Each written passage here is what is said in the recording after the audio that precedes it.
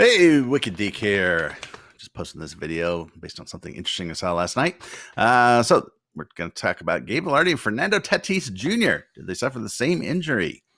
So Gabe Vilardi, of course, is the first round draft pick of the Los Angeles Kings from a couple years ago, and he hasn't played a game. He's had a back injury. Of course, Fortress LA Kings hasn't released any information on it because God knows what we would do with it. Oh, think of the evil things. They're so fan friendly. But we know, based on watching Gabe and some of the information that has come out, that he has had this back injury. And so a couple weeks ago, maybe a month ago, I don't even know, I posted a video based on some information that a gentleman named Steven had sent me. And Steven had sent me this long piece of correspondence backed up with links to medical resources and videos of physicians and surgeons talking about, various back injuries. And the theory was that Vilardi is suffering from something called spondylolysis. The spondylolysis is basically a stress fracture in your lower back, or it could be many of them.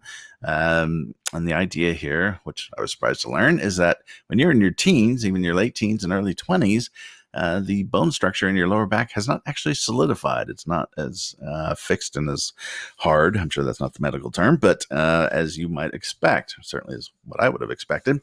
And so if a person applies a lot of tension to that back or a lot of torque, it can suffer stress fractures. And the common sports where you see this are gymnastics, because obviously they're flipping around. Football, particularly with offensive and defensive linemen, because when the balls hike, they come together and they essentially hyperextend their backs. And with hockey, it tends to happen with hockey players from the shooting motion, because they torque their back while they're up on skates. Hadn't heard about it happening a lot with baseball players, but we'll talk about that in a second. So anyways, that's the basic idea. A lot of people reacted to the post in the video, and some said, yeah, that sounds like it. Others said, no. I'm sure Rob Blake laid on his office floor and continued to chug bottles of Tums, praying that Vilardi would get up there. But the interesting thing that made spondylolysis sound like might be a viable answer to the Vilardi question is the treatment. So the treatment is basically to relax and do rehab. So in the case of Vilardi, we know that the Kings sent him down to the junior team, the Kingston team, in December. Except he was told not to skate, not to do any hockey activities whatsoever. And in fact, for the last 8 months, he has been basically doing rehab and relaxing and just, resting and hopefully letting his back heal up. Well, that's pretty much the exact treatment for spondylolysis. You can pull up videos on YouTube, spondylolysis, and look at what surgeons say. And that's pretty much it. So it seemed like a pretty good theory. So why post this video? Well, the interesting thing is last night, we saw an example of spondylolysis on video. Well, live. You can watch it on video now. And it involved Fernando Tatis Jr. So Fernando Tatis Jr. is a shortstop for the San Diego Padres. He's a rookie, and he's quite the player, apparently. I'm not a big baseball fan, but the kid's, having a monster year. He's up for Rookie of the Year for baseball and what have you.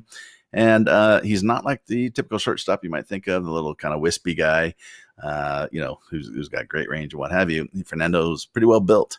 And he was batting last night, and he took a big swing. And he got this little look on his face, like, my back.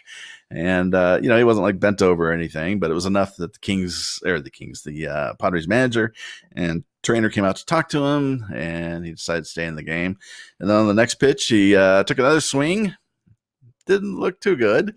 And, in fact, struck out. And then he did what I call the Vilardi skate back to the dugout, which was he was walking, but he was not looking happy. He kind of had that, I don't know if you've ever hurt your back, but you're kind of rigid in an upright position. There's not a lot of bend to your back. He did not look comfortable. And in fact, the announcers for the game, were remarking on it. And the Padres took Vilardi out of the game.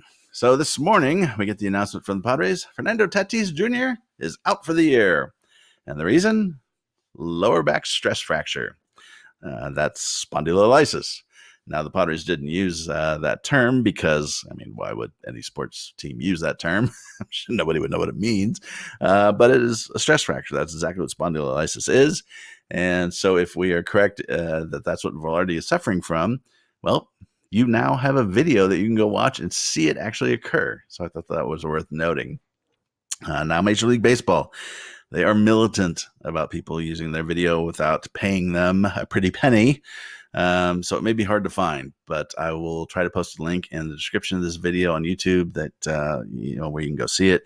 I'll also do a post in a couple days on Wicked Geek, and hopefully I can find a video that we can post there. If nothing else, I think if you go to Fox Sports, I think they have the baseball package. You can also go to MLB on YouTube, and maybe they show it, although their video packages are pretty crappy. But nonetheless, it's an opportunity to actually see this happen. Now, the interesting thing with Tatis is he's 20 years old. We think Vilardi had the injury when he was probably about 18 or so, because he hasn't been skating for about a year and a half now, and I think he just turned 20 today, or if not today, yesterday. So they're kind of in that same age range. And, again, I was surprised to learn that, your back isn't fully solidified by that age, but apparently it's true. So anyways, I just thought you'd be interested to see another player suffer from it where you can actually see it happening. Hopefully Fernando Tatis isn't out as long as Vilardi is. Hopefully they both come back, but I just thought it was interesting, something definitely worth watching. So anyways, have yourself a good weekend. Deke out.